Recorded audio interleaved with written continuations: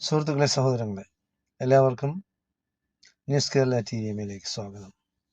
അങ്ങനെ SDPI അവരുടെ പക്വതയും അവരുടെ ആദർശവും അവർ എന്തിനു വേണ്ടിയാണോ നിലകൊണ്ടിട്ടുള്ളത്, വർഗീയ ഫാസിസ്റ്റ് ശക്തികൾക്കെതിരെ പോരാടുക എന്നുള്ള ഒരു വിശ്വാസവും ആദർശവുമായിട്ടാണ് അവർ SDPI രൂപീകരിച്ചത്. അതവർ നിലനിർത്തി.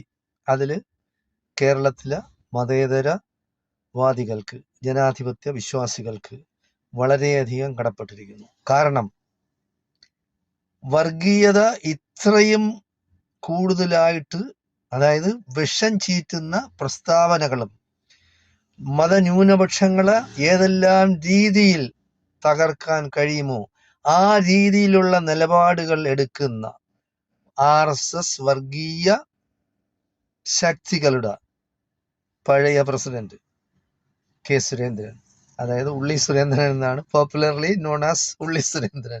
അപ്പോ അയാൾക്കുള്ള ആ ഒരു എന്താണ് പറയുന്നത്, അത് അവസാനിച്ചു. എന്തായാലും സുരേന്ദ്രനെ അങ്ങനെ ആശ്വസിക്കണ്ട. അതായത് ജനാധിപത്യ മതേതര വിശ്വാസികളെ തോൽപ്പിച്ചുകൊണ്ട് ഒരു വർഗീയ ഫാസിസ്റ്റ് മെമ്പർ കേരള നിയമസഭയിൽ കടന്നുകൂടാനുള്ള ഒരു ചാൻസിന് SDPI ഇല്ലാതാക്കി. നല്ല കാര്യമാണ്, അവർക്ക് ഒരു ബിഗ് സല്യൂട്ട്, പറയാതിരിക്കാൻ നോക്കില്ല.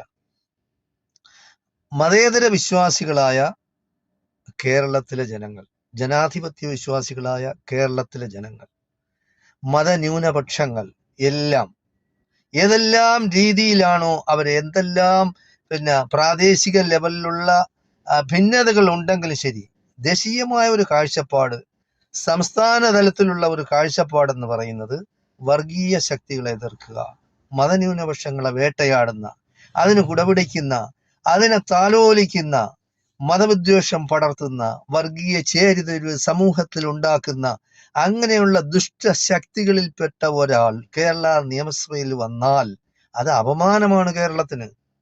അതാണ് നമ്മൾ മനസ്സിലാക്കാനുള്ളത്. കേരളത്തിലെ ബാക്കിയുള്ള എല്ലാ സംസ്ഥാനങ്ങളിലെയും ജനങ്ങൾ പറയുന്നത് കേരളത്തിലുള്ള ഒരു വിദ്യാഭ്യാസമുള്ളവരാണ്, വിവരമുള്ളവരാണ്, അവരുടെ നിയമസഭയിൽ ഒരു BJP MLA പോലും ഇല്ല.